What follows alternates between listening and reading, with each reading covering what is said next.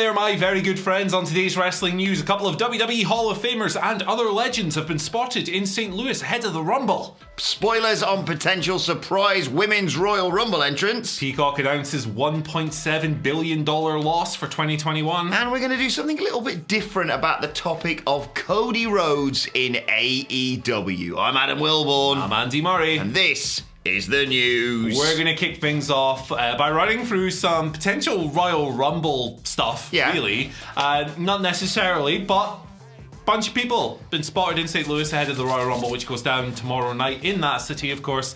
Right, Fightful Select and PW Insider both coming through with some scoop skis on this matter. But Fightful Select last night broke news that Kurt Angle is in town for the weekend. There's no word on what exactly WWE will have planned for him, but they've got a bunch of press events, they've got media stuff, they've got loads of different things going on, and of course the Rumble itself. So we'll see what happens with Dirty Curty. The report here also knows that there has been talks of bringing back Kurt in some kind of on-screen capacity as of late. So very interesting stuff indeed. The other WWE Hall of Famer, and you're going to like this one, in town is Titus O'Neil. Titus Worldwide! He's in town, so maybe he'll fall over on his way to the ring.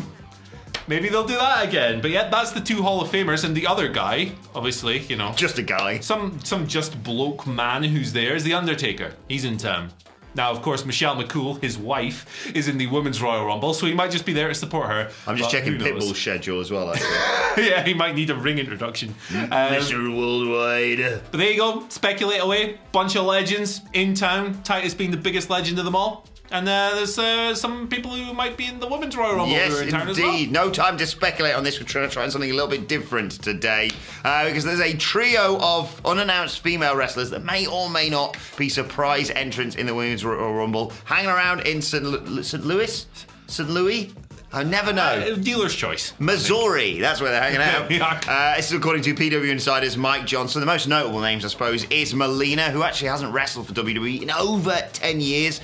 She's currently in Impact Wrestling, the NWA as well. We have seen her do stuff for WWE, but she would be a fantastic addition to the Women's Royal Rumble, in my opinion. There's also the former Funkadactyl Cameron, who is hanging around as well. Maybe she'll be involved in the whole Naomi thing tonight on SmackDown or in something at the Rumble. First appearance in WWE since 2016, this would be, although, of course, she popped up in AEW for that women's tag team tournament. And also, PW Insider have confirmed that Aksana, who hasn't appeared in WWE for nearly 8 years, basically, potentially could be in the Rumble as well.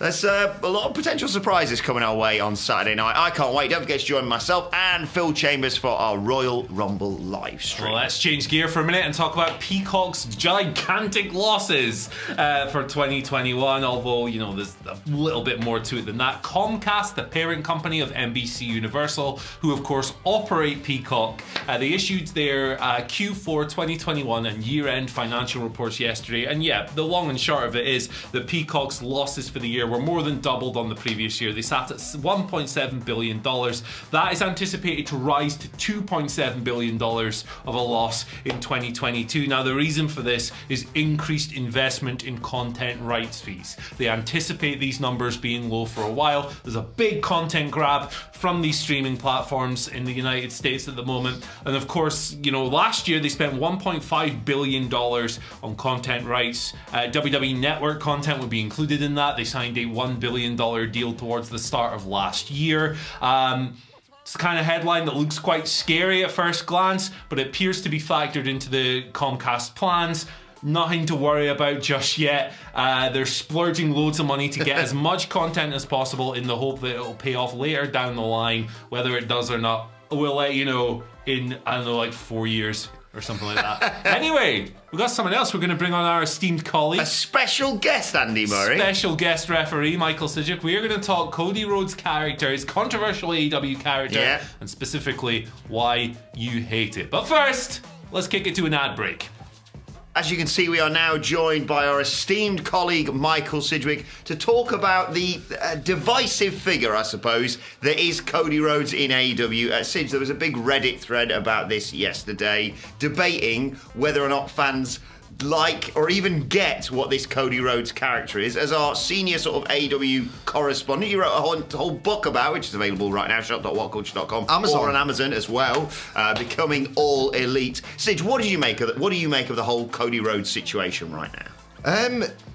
The term "let it play out" has become completely bastardized in WWE because it's essentially copium, right? In AEW, on the other hand, I believe it's actually a thing. They've earned my long-term investment, and it's strange to talk about this Cody Rhodes thing now on the back of last week's Dynamite, or this week's Dynamite rather. I've said all along, my main point that I like to make with Cody Rhodes is that you can't lose to everyone. Everyone wants a certain wrestler that they like to lose to Cody Rhodes, and he beats them, and it upsets them, and it all converges to create this narrative that he's gobbling up young talent, he's gobbling up the stage, his ego's out of control. He's Triple H. He has to win, he's Triple H. The fact that he had an executive position, doesn't do this narrative any favours. If you go down the line of everyone he's beaten to preserve his star power in order to make someone, when they do eventually beat him, Lance Archer, great monster, but monsters get felled in wrestling. That's the rule of the actual character. Andrade, absolutely great worker. He hasn't shown for me that he's a top-level main event potential guy. He's lost these matches, he's lost those matches. So when he loses to a Darby Allin, who captured the TNT title from him, and then went on to do some of the best Dynamite demo ratings of the goddamn year as TNT champion in his defenses, that was productive. If Cody Rhodes goes 50-50, if Cody Rhodes loses to everyone, and he's lost quite often, if you actually go on the cagematch.net listings, Darby Allin's win doesn't feel like a huge achievement. It did rather feel like an achievement because he's beaten Cody Rhodes, who's a star. He's done the exact same thing with Sammy Guevara just now. What do Darby Allin and Sammy Guevara have in common? They are two of the goddamn pillars in AEW who have been selected, hand-picked over the course of however many years, developed very gradually, very consistently, because they are going to, in another 2 years potentially, be starring in main eventing pay-per-views. Cody simply picks and chooses the correct people to lose to, the planned people to lose to, and I just think that if you look at what he's done on the whole, and you can add MJF to that. I was going to say, yes, you've lost the three of the pillars. You can't lose to Britt Baker. You know what I mean? He's losing to the pillars because the pillars were handpicked all along as potential key main event players for this company.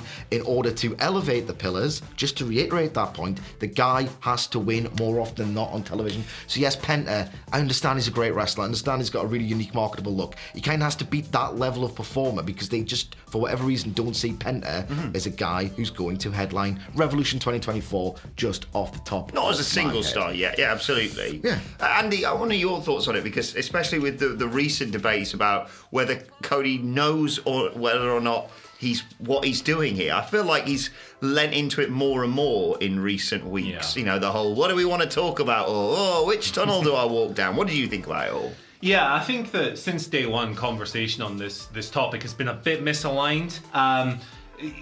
Since really the start of last year, we've had chats on, should Cody turn heel? Oh, he no-sold the arm snap.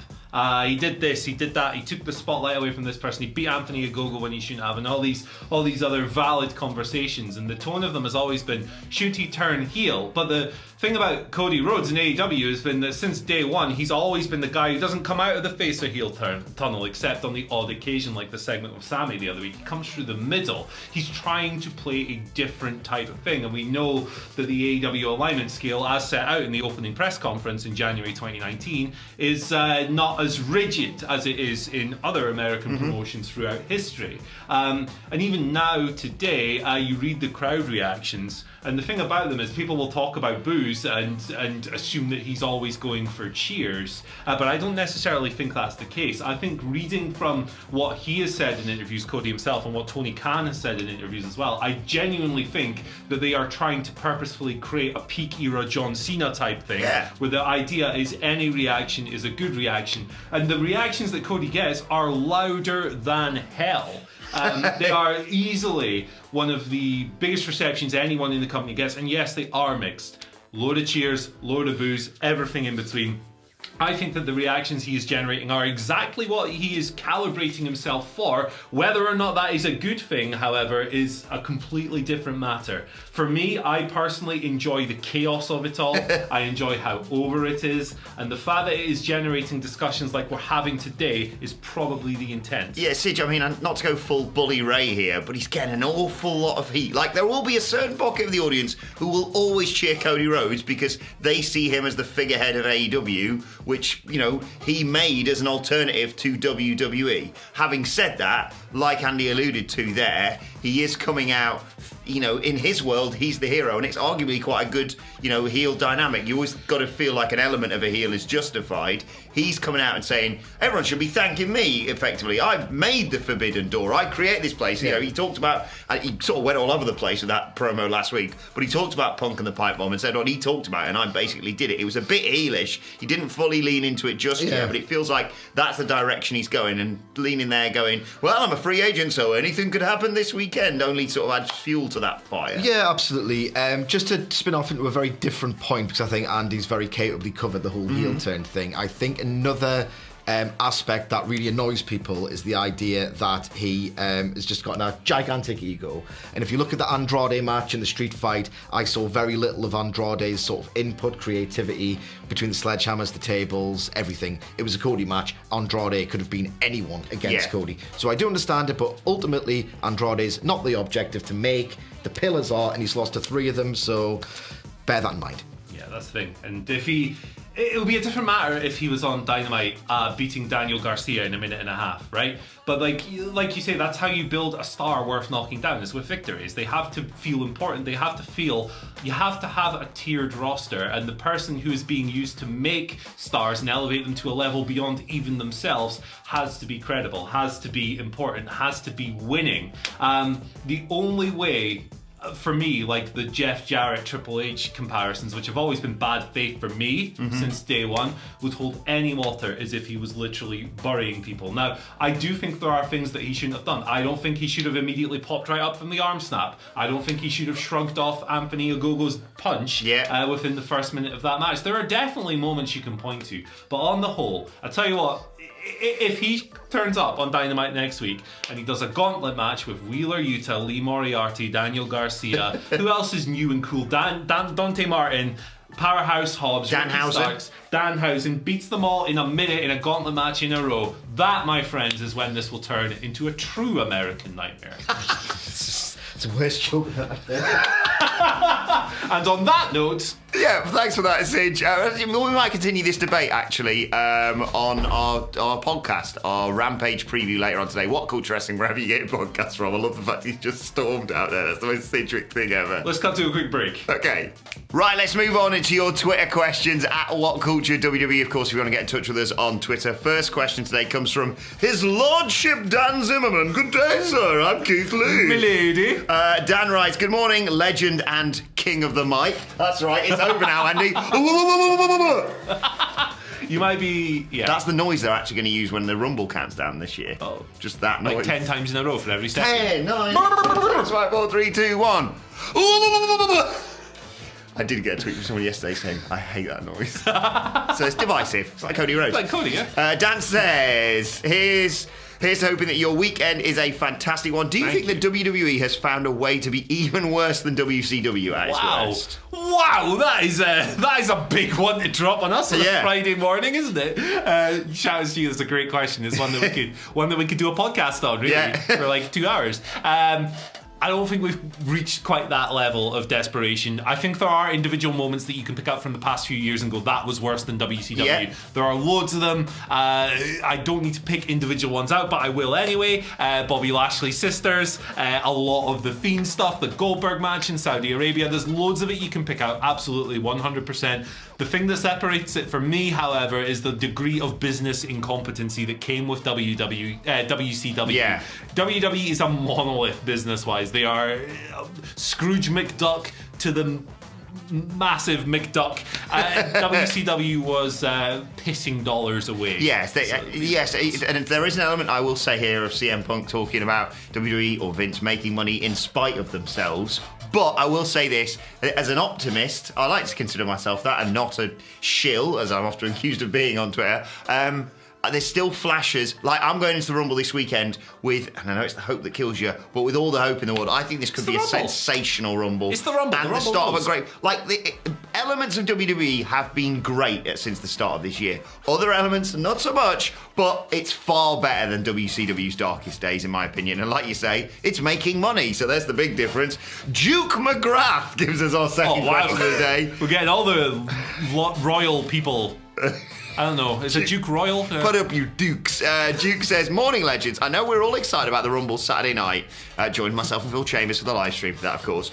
But what is your tips for making it to the end? This is, I suppose, more for our European viewers, let's say. Stay off the early beers. Afternoon nap. This 30-something just can't do the late ones anymore. Yeah, definitely stay off the early beers, for sure. Yeah. That'll tire you out straight away. If I have like 3 or 4 beers, I want to go to bed now. I'm 34 for perspective, so there you are. My strategy is different to a lot of people. I'm not a good napper. I'm just not good at it. So what I do is I have 3 cups of coffee throughout the course of the evening, and that serves me well. I usually have one about an hour and a half or so before the pre-show starts. Then I'll have one at the start of the pre-show, then one at the start of the show itself. You can dose down to 2 if you don't drink a lot of caffeine. That'll give you enough. That gives me enough energy to get through the show, and then by the end, once I've had the buzz of the pay-per-view wear off a little bit, I'm good to go to bed. That works for me. Hope it works for you. Yeah, my tip, coffee enema. That's what I do before every... No, I don't really drink a lot of caffeine. Stick the hose up there. So yeah, I do have like 1 big cup of coffee during the pre-show, basically, to get me through. But I am an afternoon napper. Even if it's just half an hour to an hour, I find that really makes the world of difference.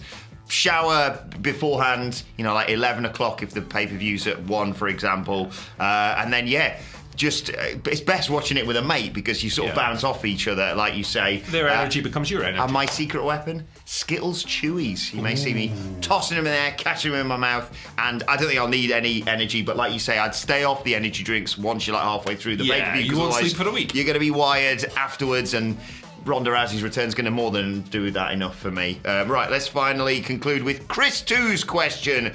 Too bad! Who says, morning legends, if the WhatCulture office had a Royal Rumble, who would win and what would be the prize? I think a pretty popular answer in this would be Simon because he's got wrestling experience and he's very big. However, I think everyone else would team up and eliminate him because he's the biggest threat in it. So it wouldn't be Simon Miller, unfortunately. How on earth are we going to get me over the top rope, though? I'm so bloody tall. How's that going to happen? Phil also has wrestling experience. That's my pick. But Phil's not my pick because I think he would do some mental spot and that might be right. end up compromising himself. He might even do the Mil Mascaris and just eliminate himself jumping off the top rope. So my pick for this is actually me because I'm physically the heaviest and you'll never get me over the top rope. And I don't have the Simon Miller factor. Nobody is going to look at my schlub ass and think I'm a threat. That's how I'm going to do it. I'm winning.